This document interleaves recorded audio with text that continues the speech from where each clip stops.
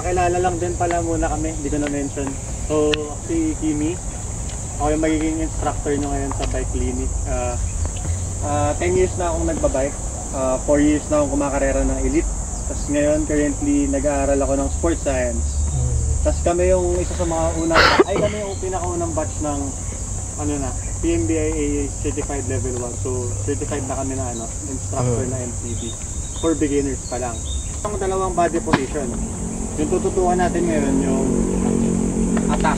Attack position, ito yung gagamitin nyo. Ito yung gagamitin nyo sa mga downhill parts para mas makontrol nyo yung bike, mas stable kayo. Yung relax naman, kasi hindi mo naman pwede gamitin yung attack position the whole time na nag-ride ka kasi mapapagod ka. So basically, yung attack position, explain ko lang. Lahat kasi po ng bike, hardtail man yan, full shoes, or kahit actually road bike may gitna ang bike. So sa attack position na kailangan natin habulin is yung gitna ng bike. So bakit kailangan natin habulin yung gitna ng bike? Ayun yung part ng bike na pag nakasakay ka, evenly distributed ka sa bike. So yung traction ng gulong mo sa likod saka sa harap, mamamaximize mo. Tapos at the same time, kung naka full shoes ka, yung rear shock mo saka fork mo, mamamaximize mo rin. Kasi nga, basically nasa gitna ka. So paano natin makukuha yun? Yung first part, ito. So, laging level sa attack position, ang paa natin naka-level. So, naka-straight lang muna, slightly bent. Habulin nyo yung BB, ayun yung gitna ng bike nyo eh. Titignan nyo lagi kung nasa gitna kayo.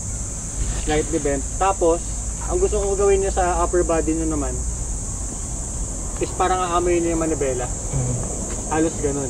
Ang gusto ko makita, yung guide na magiging guide nyo.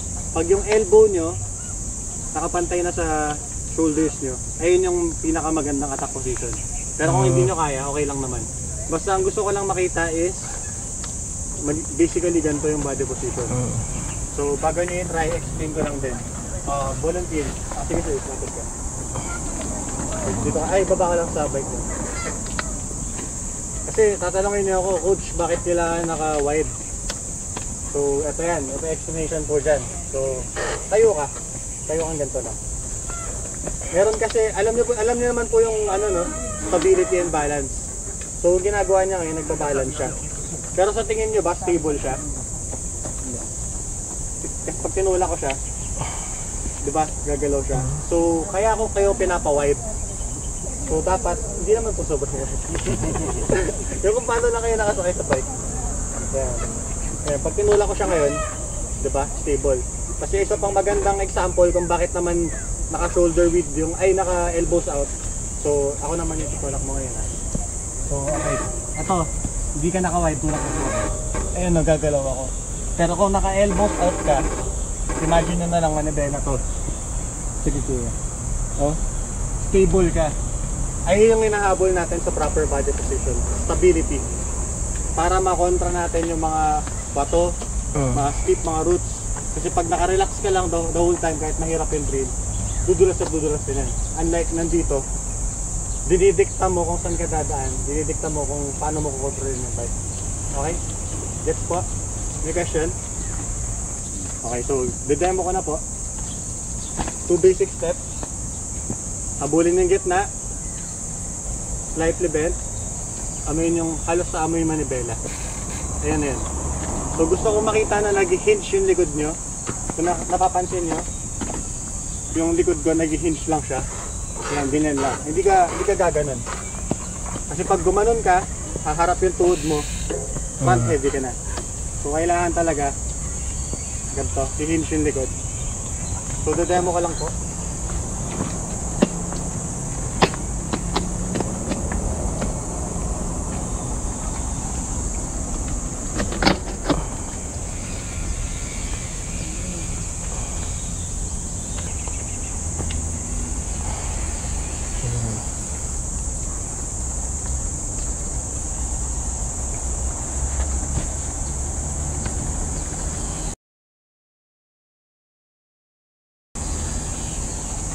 Okay, try niyo po. Tiktak tayo. Sa una, sasabihin nyo, ba't ganyan na itsura niya? Ba't mukha ng Pero hindi, mararamdaman mo yan eh. Pahataw ka ng pahataw, mas stable to. Ang problema ko pala, sobrang bend ng tuhod ko lagi.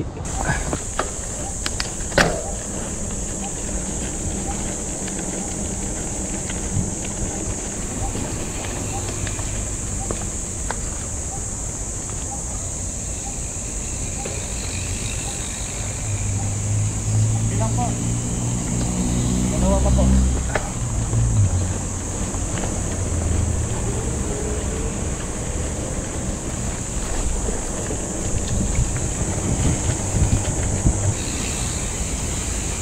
Para mahabol nyo yung gitna, tayo muna kayo ng straight, lock nyo yung tuhod nyo, tapos slightly bend, kamay manibela. Yun. Okay. Kasi karamihan sa inyo, ganito pa yung itsura. Hindi nyo napapansin.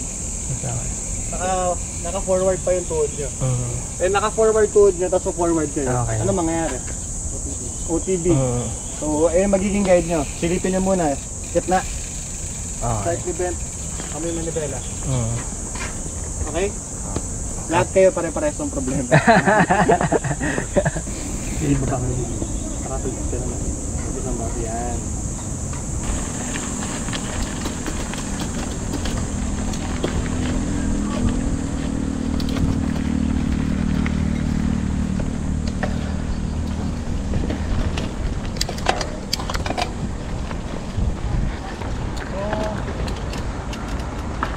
Muna kayo sa gitna, tapos i-demo ko lang.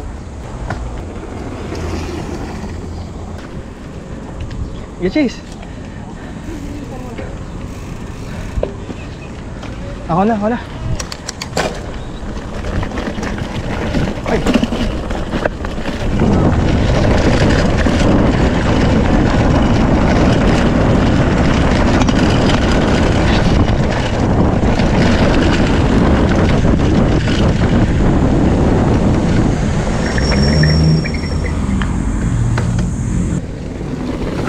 Sige, feedback muna, wait lang. Ano, naramdaman mo? Mukhang hataw na hataw ka. Okay, maganda naman yung body position mo. Pantayan mo na lang, kaya may heel mo. Okay, nag-level siya. Pantayan mo na. Sa una, sasabihin nyo, ba't ganyan na itsura niya? Ba't mukha ng ano? Pero hindi, mararamdaman mo yan eh. Pahataw ka ng pahataw, mas stable to. Kasi in-explain ko naman kanina. Then, so yung nagiging problema niya na maganda na elbow out niya. Kumaharap yung tuhod niya dahil yung heel niya hindi nakababa. Pag binaba mo yan, mag-isa nga atras yan. Okay? Okay. Okay, yun yung feedback ko. Sige, pwede yan ang makit. Heel down. Nakakalimutan natin mag-heel down. Luluko pa yung RD natin. Laking bagay na kino-coach, no? G.